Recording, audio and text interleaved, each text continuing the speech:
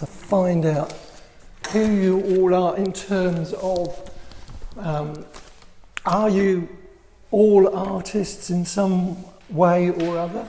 Is that a nod? Or you just come with an artist? Are you an art critic, perhaps?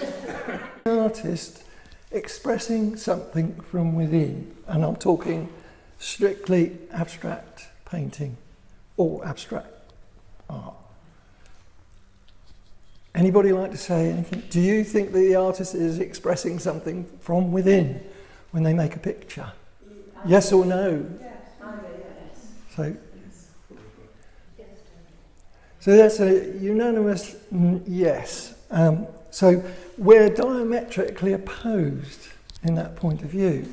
So I think one of the things I ought to try to do today is to prove how wrong you are. Is one of the main ingredients is the truth. It's a search for the truth in the object that you're creating. You're not giving people a contract, you're not twisting anything, what you're presenting to them is your truth, as close as you can get it. And if you look at us here, in this situation, there's 11 of us in this room, we're surrounded by objects, tables, chairs, we've all dressed differently, we all look different. But in that instant, with a supercomputer that would be able to look at this room and us, it would be able to record exactly the truth of where we were then and where we were looking. In that split second, that would be the truth.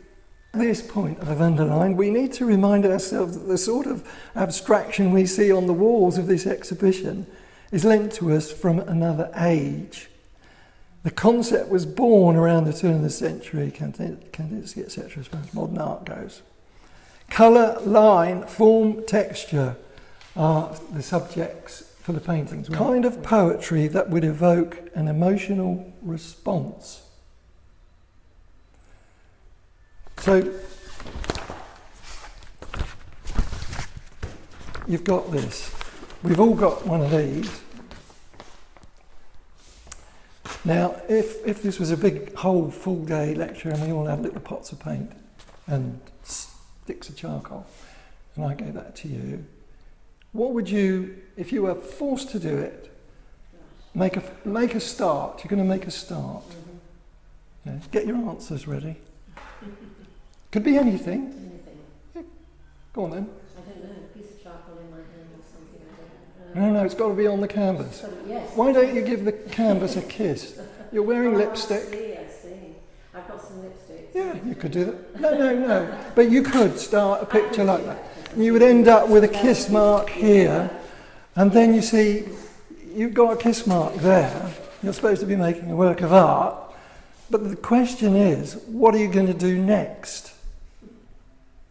It's a big decision. Well, not necessarily. You could carry on kissing it all the way along.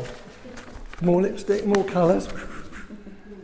Bit of spit, rub it in, but each one of those moves is a decision. But what you're thinking of, where's this going? That's what's in your mind. Rules are your eyeballs, and the art that you've seen, that you love, they tell you what the rules are in a way. You know the difference between right and wrong in life, and you do when you see marks on it. If that lipstick mark is wrong, get some Turks or something like that and a brush and turn it into another mark, and then a painting is very much a piece of poetry in some ways. It's very much like a short story in some ways. And it's very much like a piece of music. And all those, in my studio, I'm confronted with a big white piece of canvas. Now, I paint on a bench down here, but if I was up here it might be the same. I paint on a bench because I use acrylics, and they are a water-bound medium, so they can be quite thick like oil colour, but they can also be like watercolour, very sort of transparent. But to do this, I would have got a big household paintbrush and mixed up this very dark grey, maybe it's black, and I would have thought, well, I'm confronted with this thing here. Now I don't do that, you can see, I don't do this. This would be the first time I've ever done it. Just went like that and did whatever, but I did this rhythm, and I stood back, and I had this big, bold set of marks. What are they?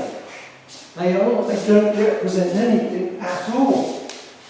But what they are, in a way, it's like a provocation to me to come up with a solution. This section here, this is part of another idea of where the painting started. That's probably all over here. There's probably this sort of colour, whatever it is. It's not an ochre, is it? It's sort of a greyish yellow. It's probably used quite a lot and part of something, some other idea.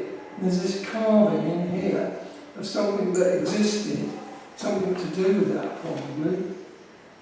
So a few days before this all sort of happened and was arrived at, you can see how this continues under there. Can't quite see. Yeah, you can see that paint through there, through this other coat of paint. So I'll put that there. And what I'm doing is, it's a bit like with this. I'm putting slabs on. These are all vertical and horizontal. That's like to imprison. That's just an idea that imprisons it all, locks it all together. But there are no rules. And this, I can see, but that is, to me, look, I could have tried to draw that, but you can't do these things. Look at it, it's fantastic. And then, there's the old kitchen roll again, I expect. You see where that? You know, I don't know when that's along that edge. And you can do really fine corners. I use I think it's number 2 on small painting, you know, get little corners. But you can use quite another 6 to have a decent amount of paint. And then go along that edge. And then you work on it and paint it over and over until you've got enough paint on there to cover, if that's what you want to happen. It's just a technical thing.